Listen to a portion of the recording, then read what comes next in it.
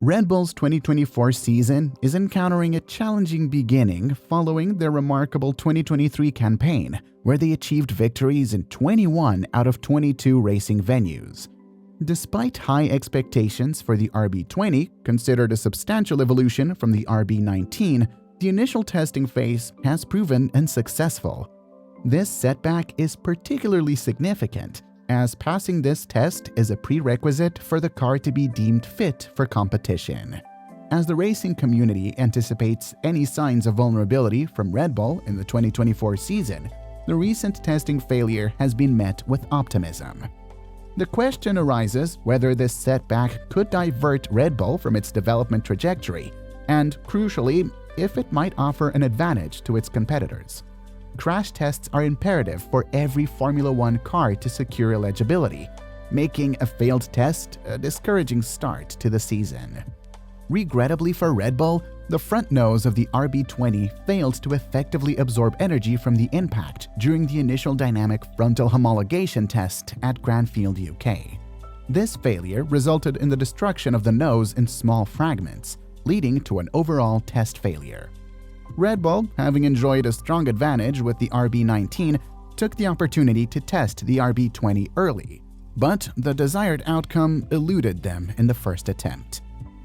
Understanding the importance of a proper crash test involves recognizing that only 2 locations worldwide, Milan and Cranfield, have facilities capable of conducting such tests. In contrast to conventional crash tests for road vehicles, F1 testing is more rigorous due to the extreme racing conditions. The pressure exerted on the front wing sets a stringent standard, and the entire chassis is mounted on a sledge and propelled directly into a wall to determine the test's success.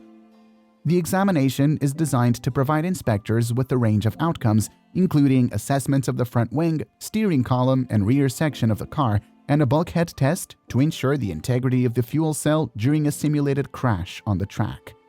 The test conditions mirror those encountered on the track, with a crash occurring at approximately 17 meters per second.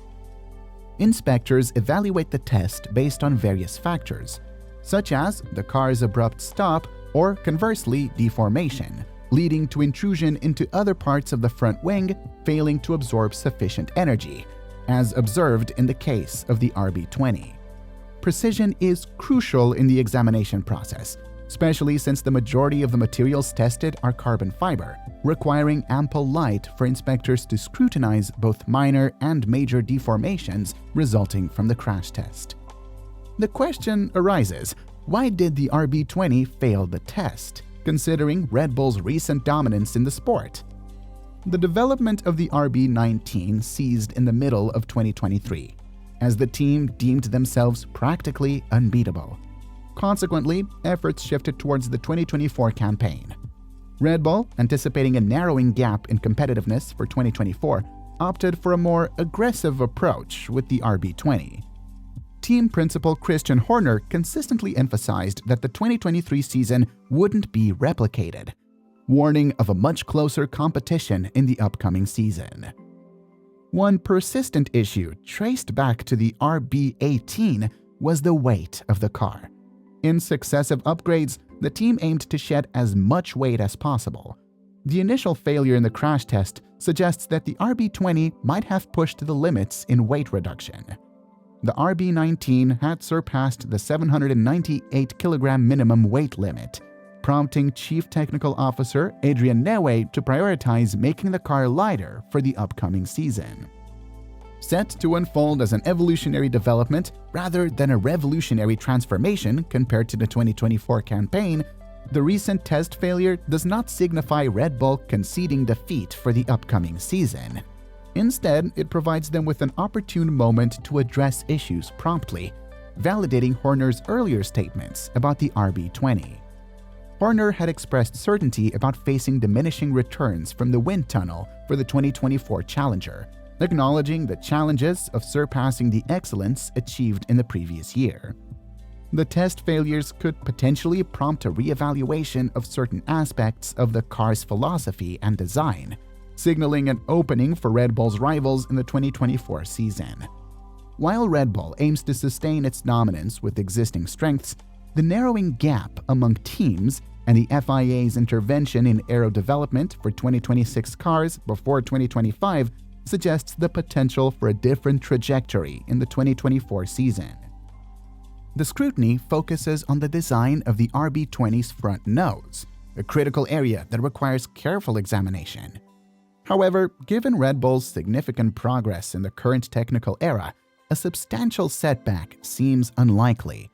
Chief Engineer Paul Monaghan emphasized the continuity of the current car's concept in the new model, cautioning against discarding a successful approach while emphasizing the need for progress. Monaghan elaborated that the new car would build on lessons learned from the current one, incorporating successful aspects. The focus extends to upgrading Venturi channels, crucial in maintaining the car's balance close to the ground without triggering the purposing phenomenon. As Red Bull works on these enhancements, the true test of their efforts will unfold in the Bahrain next year, determining whether they have successfully navigated the challenges posed by the RB20's initial setbacks. With their pioneering double-floor side pod design, Red Bull has established a benchmark for the rest of the grid.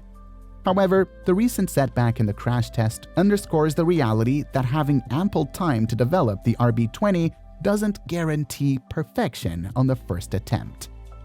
Max Verstappen highlights specific areas where Red Bull needs improvement, particularly the performance on street circuits. Despite losing only one race, Singapore, in the 2023 season, Verstappen identifies weaknesses in the RB19, particularly in low-speed corners and navigating curbs. Addressing these concerns for the upcoming season is crucial, according to the three-time world champion. Verstappen explains, "Mainly, I think just street circuits and low-speed curbing. These kinds of things, I think we're not the best at the moment."